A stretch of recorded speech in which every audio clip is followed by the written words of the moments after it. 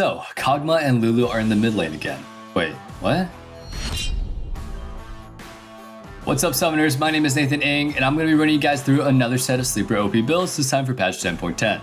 A lot of these are also going to be applicable during the next patch as well, so don't you worry. Well, maybe except for one of them, but more on that later. Make sure to stay tuned as we give you guys a quick update on setups that you need to watch out for. Real quick though, I want to make a quick mention about our new Discord server that we all want you to join, and that little fan club I have there. It's the best thing that's ever happened to me. Make sure to check out the description for the link, as well as our new subreddit. And as always, we gotta hit you with that question of the day. If you could ask any league champion a question and get a straightforward answer out of them, what would it be? I'd ask Timo how in the world he manages to hold so many mushrooms at once. He's a tiny guy, and those mushrooms definitely aren't normal sized either. Well, let me know your answers in the comments down below. Moving forward, let's kick things off with the top lane. First up in the top lane, Singe is going to be starting to run it down once again, but every time he runs it down, he does pretty well for himself. With the Unseal Spellbook and Nimbus Cloak combination gaining popularity, Singe has also joined the hype train. As a champion who's self-sufficient without any traditional keystone rune, it makes a lot of sense that a lot of players are beginning to run Spellbook on him. As their default summoner spells, they're also running Ghost and Flash to complement this build. First, let's run through the runes and items. For runes, you want to run Unsealed Spellbook, Perfect Timing, Futures Market, Time Work Tonic, Celerity, and Nimbus Cloak. Without a doubt, running Ghost alongside Nimbus Cloak gives Singe everything that you could ever dream of, a ton of movement speed. The Don't Chase Singe rule rings even truer as a result of this setup. By running Unsealed Spellbook, Singe is able to access a ton of summoner spells to grant himself a burst of movement speed. Movement speed is easily the most important stat for Singe, is what allows him to chase enemies down and more importantly, run away from them. You'll run Celerity for the extra movement speed as well as Time Work Tonic for the burst healing and movement speed it provides as well. Perfect Timing's free stopwatch comes in handy when it comes for turret dives or when players are just trying to avoid becoming victims of them. For items, you want to build Hextech Proto Belt, Rylai's, Ninja Tabby, Leandri's, Righteous Glory, and Spirit Visage.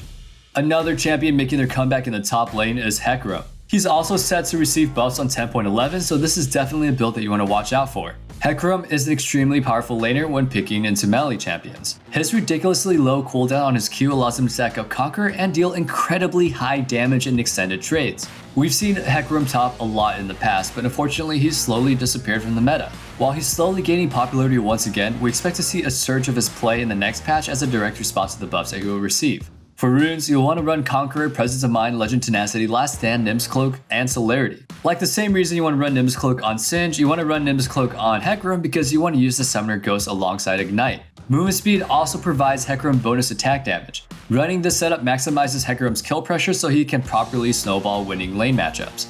For items, you want to build Trinity Force, Ninja Tabby, Frozen Heart, Spirit Visage, Thornmail, and Lord Dominic's Regards. Unfortunately, this build does take you over the 40% cooldown reduction cap, so you can swap out the various items based on your game state. Honestly, it's not that bad to build all these items together, as missing out on a little cooldown reduction is well worth it. When you consider how impactful Frozen Heart and Spirit Visage passives really are, you can tell that, well, this build really does pack a lot of horsepower. Alright, that's a wrap for the top lane, but make sure you check out the screen one more time as we put up those builds for you once again. We're going to be going to the jungle next. This first jungle build needs to be credited to Misfits Keyray. ELISE, when paired with Twin Shadows, turns into an even scarier pick-making machine. Just when we thought spiders couldn't get any scarier, well, building Twin Shadows on her, you can accomplish two different things. One, you can make it much easier to land a follow-up stun. Second, you can increase your pick-making range. Once activated, Twin Shadow sends out ghosts to chase opponents, and they honestly go quite far. While the ghosts are doing their thing, ELISE is able to follow up behind them as they push forward. This also alerts ELISE players to the location of the other opponents if they're nearby. Twin Shadows also provides a ton of utility as well as some valuable information that can lead to on-the-spot changes to the playbook.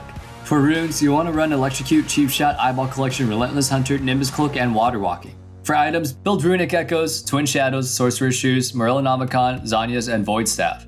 Alright, now here's a build that you guys won't have much time to take advantage of. While this ironically might not come as a shock to you, we felt the need to mention Volibear because he's going to be gone soon. At least this one is. Volibear's rework comes out soon, so this is your last chance to play him as he is. Volibear's incredibly high base damage and passive makes him a pretty difficult duelist to deal with. He gets to build a bunch of tank items and he still deals a ton of damage. If you want to steal the thunder in your games, make sure to play Volibear. Who would have thought that KOG'MAW would have found his way back mid lane again? His play rate is quite low as a bot laner, so it's only a matter of time before somebody found a way to play him. There's always someone out there trying to bring back forgotten champions from the meta graveyard. and KOG'MAW is no exception. Phase Rush KOG'MAW is beginning to see some play. If you aren't familiar with the KOG'MAW mid, he's basically an artillery unit. KOG'MAW is an immobile poke mage. However, Phase Rush changes the immobile part, providing KOG'MAW with more safety as well as chasing power. The only downside of this is that you can't utilize his passive as much. For his runes, Run Phase Rush, Nimbus Cloak, Transcendence, Gathering Storm, Presence of Mind, and this one's for the French people in Discord correcting me, Coup de Grace. Hope I said that right. I don't know.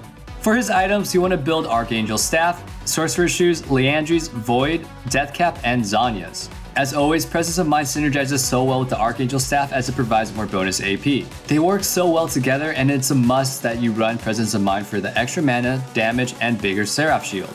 Liandry's Torment increases the potency of KOG'MAW's poke with his ultimate. KOG'MAW's ultimate has an extremely long cast range at the later levels, and building Liandry's makes it so that he shreds the opponent's HP. Another zombie pick from the meta graveyard is LULU mid. She's back, boys. LULU mid is a laner with pretty solid wave clear, a ton of utility, and damage that often goes underestimated. While she's typically played as a support champion, players often forget that she really packs a punch with aggressive itemization. Building ability power on LULU allows her to deal a ton of damage, but also increases the effectiveness of her utility spells as well. She gets the best of both worlds, and LULU is a pretty strong laner as well. She's able to cast her E on minions and extend the range of her Q, otherwise she's able to trade damage while also shielding herself or just changing you into a polymorphed critic. For runes, you want to take Airy, Manifold, Transcendence, Scorch, Biscuit Delivery, and Time Work Tonic. For items, build Luden, Sorcerer's Shoes, Morello's, Deathcap, Void, and Zanya's. Summoner Airy along with Scorch provides LULU a ton of extra poke damage during the laning phase. Letting a straight Q causes surprisingly amounts of damage with these runes. As the game progresses, Summon Airy is going to prove to be the most versatile rune that LULU can run. Even when she builds as an AP carry, LULU is still a part-time support. Shielding or speeding up allies will activate Summoner Airy, and LULU is able to assist her allies even more effectively with this keystone. Alright, we're going to be putting those builds up one more time for you guys to check out, and we're going to be moving on to the bot laners in a second. We've mentioned this first bot lane build in the other videos, but it's still yet to catch on in the North American servers. Death's Dance EZREAL is now meta in Korean solo queue, but the big question is when or actually if players in the NA will ever adapt. You want to take Conqueror, Presence of Mind, Bloodline, Cutdown, Biscuit Delivery, and Cosmic Insight. For items, build Mana Moon, Ninja Tabby, Iceborne Gauntlet, Death's Dance, Blade of the Rune King, and Mortal Reminder. The reason this build is so powerful is that it makes EZREAL even safer than he already is, and that is terrifying. Iceborne Gauntlet paired with a Death's Dance provides a ton of resistances. With both of these, EZREAL gains a whopping 95 extra armor and 30 magic resist. Ninja Tabby puts his bonus armor over 100, which is ridiculously high for a marksman. In spite of this, EZREAL still deals a ton of damage. All these items still increase EZREAL's damage output, and EZREAL is still able to safely poke enemies with his ridiculously long Q range. I'm sure that someone in NA will make this build popular, but until then, we'll just continue to label it as Sleeper OP, so make sure to use this in ranked before people catch on. Next up for the bot laners is VAYNE. This next build is Hail of Blades VAYNE. Put a champion with a 3-hit passive together with a 3-hit keystone and well, you get a golden combo. The synergy between VAYNE and Hail of Blades doesn't take too vivid of an imagination to picture. Actually, I'm sure that a lot of you guys might have already seen this build at some point. Hail of Blades VAYNE allows players to quickly activate her W's passive effect. Short bursty trade can definitely go in VAYNE's favor as a result of this keystone, and you definitely shouldn't underestimate it. In the late game, the sudden burst of attack speed that she gains from Hail of Blades allows VAYNE to play aggressively during teamfights as well as stack up Ginsus. If she's able to sneak towards an enemy team and ambush them, they'll quickly disappear off the face of Summoner's Rift. Since VAYNE's damage output comes from her attack speed items and passive, she's not really missing out on the other damage runes by taking Hail of Blades.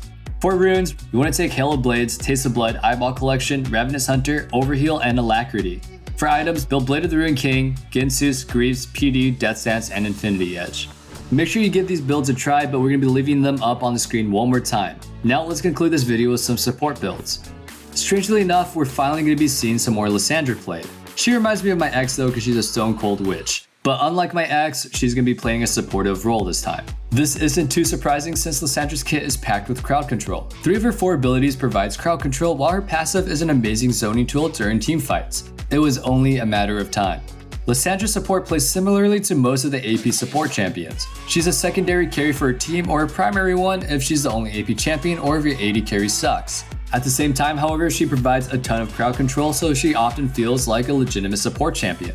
For runes, you want to take Aftershock, Font of Life, Second Wind, Overgrowth, Stopwatch, and Biscuit Delivery. For items, build Bulwark of the Mountains, Sorcerer's Shoes, Zhonya's, Protobelt, Twin Shadows, and Liandry's.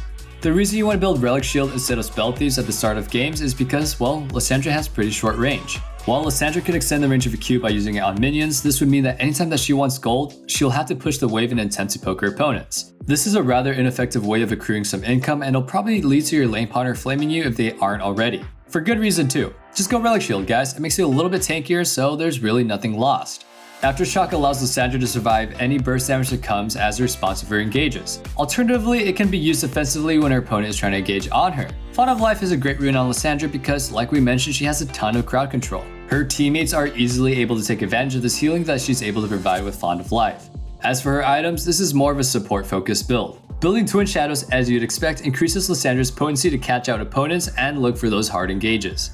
For very similar reasons, NEEKO is also seeing a lot more play as a support. She too has a ton of crowd control in her kit, most notably her ultimate. Both NEEKO and Lissandra are both able to use her immense crowd control both offensively and defensively, making them rather flexible support champions. Of course, you have the element of surprise when picking them in drafts. Practically no one expects to see these champions in the support role during champion select. NEEKO's setup is a little bit different, however. For her runes, you want to run Arcane Comet, Nimbus Cloak, Celerity, Gathering Storm, Taste of Blood, and Ghost Poro. Rather than looking for those hard engages, NEEKO's support focuses more on poking opponents down through short, bursty trades. NEEKO's range is also much longer than Lissandra's, so playing without Aftershock is much more feasible. For items, build Bulwark of the Mountain, Sorcerer's Shoes, Hextech GLP, Zhonya's, Morello's, and Void Staff. Ultimately, the build that we just mentioned is an AP carry build, but NEEKO fills the role of a supportive AP carry hybrid as well. Like always, we're going to be putting up those builds one last time on the screen for a recap. Make sure to make one final note of them because, well, that's a wrap. Thank you guys so much for watching, and make sure to check out ProGuides.com as well as our YouTube channel for even more informational content just like this. If you haven't already, make sure to like, comment, and subscribe to this video so you can stay updated on the newest content that we release. Again, my name is Nathan Ng, and you can follow me on Instagram at Nathan_ING or on TikTok as well with the same tag. Well, until next time, I'll see you guys on the Rift and in the comment section down below.